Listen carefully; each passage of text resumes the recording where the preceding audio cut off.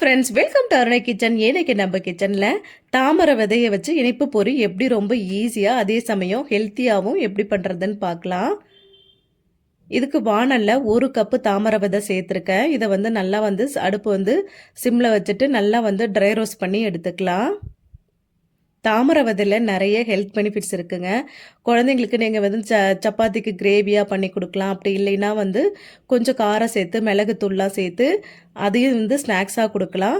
இப்படியும் செஞ்சு கொடுத்து பாருங்கள், ரொம்பவே சூப்பராக இருக்கும். நல்லா பாப்கார்ன் சாப்பிட்ற மாதிரி நல்லா கிறிஸ்பியாக சூப்பராக இருக்கும். இப்போ நான் கையில் எடுத்து ஒன்று உடச்சி காமிக்கிறேன் பாருங்கள். இந்த அளவுக்கு உடையணும். அது வரைக்கும் நல்லா ட்ரை ரோஸ்ட் பண்ணிவிட்டு இதை ஒரு பிளேட்டில் மாற்றிக்கோங்க. அதே வானலில் 1/4 கப்பு வெள்ளை எள்ளு சேர்த்துருக்கேன். இதையும் நல்லா பொன்னிறமாக வர வரைக்கும் நல்லா வறுத்து எடுத்துக்கலாம். இது வறுக்கிறது மட்டும்தாங்க வேலை, மற்றபடி ரொம்பவே ஈஸியானது. இதை நீங்கள் செஞ்சுட்டு நல்லா ஒரு ஏர் டைட்டான ஒரு பாத்திரத்தில் போட்டு ஸ்டோர் பண்ணி வச்சுட்டிங்கன்னா குழந்தைங்களுக்கு ஸ்நாக்ஸ் பாக்ஸ்லேயும் வச்சு கொடுக்கலாம். அப்படி இல்லைன்னா ஈவினிங் குழந்தைங்க ஸ்கூல் விட்டு வந்தாங்கன்னா அவங்களுக்கு ஸ்நாக்ஸாகவும் இதை கொடுக்கலாம். ரொம்ப விரும்பி சாப்பிடுவாங்க. நல்லா கிறிஸ்பியாக இனிப்பாக சூப்பராக இருக்கும். இப்போ எள்ளு நல்லா வறுபட்டுருச்சு. இதையும் ஒரு பிளேட்டில் மாற்றிக்கலாம். இப்போ அதே வானல்லையே 1/4 கப்பு வேர்க்கடலை சேர்த்துருக்கேன். வேர்க்கடலையும் நல்லா வறுத்து எடுத்துக்கலாம். வேர்க்கடலையை வறுத்துட்டு தோலை எடுத்துட்டு நல்லா மிக்சியில் போட்டு நைஸாக பவுட்ரு பண்ணி வச்சுக்கோங்க. எள்ளை பொடி பண்ண வேண்டாம், வேர்க்கடலையை மட்டும் நல்லா பொடி பண்ணி வச்சுக்கோங்க. இப்போ வேர்க்கடலை நல்லா வறுபட்டுருச்சு. இப்போ தோலை எடுத்துட்டு நான் மிக்சியில் போட்டு நல்லா நைஸாகவே பவுட்ரு பண்ணி எடுத்துக்கிறேன். இதுக்கு வெல்லம் சேர்த்துக்கிறேன்.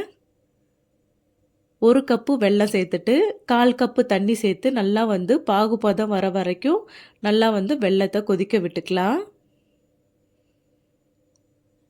வெல்லம் நல்லா கரைஞ்சதுக்கு அப்புறமா ஒரு வடிகட்டி வச்சு நல்லா வடிகட்டிட்டு அதுக்கப்புறமா நீங்கள் வெல்லத்தை வானலில் சேர்த்து நல்லா கொதிக்க விடுங்க. வெல்லத்தில் கல் மண் இதெல்லாம் இருந்துச்சுன்னா அந்த வடிகட்டியில் நம்ம வடிகட்டிட்டு அதுக்கப்புறம் சேர்த்துக்கலாம். இப்போ வெல்லம் நல்லா கொதிச்சு வருது பாருங்கள். இது பாகுப்பதம் வர்றது எப்படின்னு தெரிஞ்சுக்கிறதுக்காக ஒரு பிளேட்டில் கொஞ்சமாக தண்ணி சேர்த்துருக்கேன். இதில் கொஞ்சமாக ஒரு 2-3 ட்ராப்பு நீங்கள் வெள்ளைப்பாக சேர்த்திங்கன்னா வெல்லம் நல்லா உருண்டு வரணும்.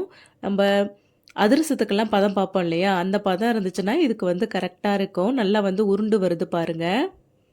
இப்போ இந்த அளவுக்கு வந்ததுக்கப்புறமா இப்போ ஸ்டவ்வை ஆஃப் பண்ணிவிட்டு ஒரு பொருளாக சேர்த்துடலாம்.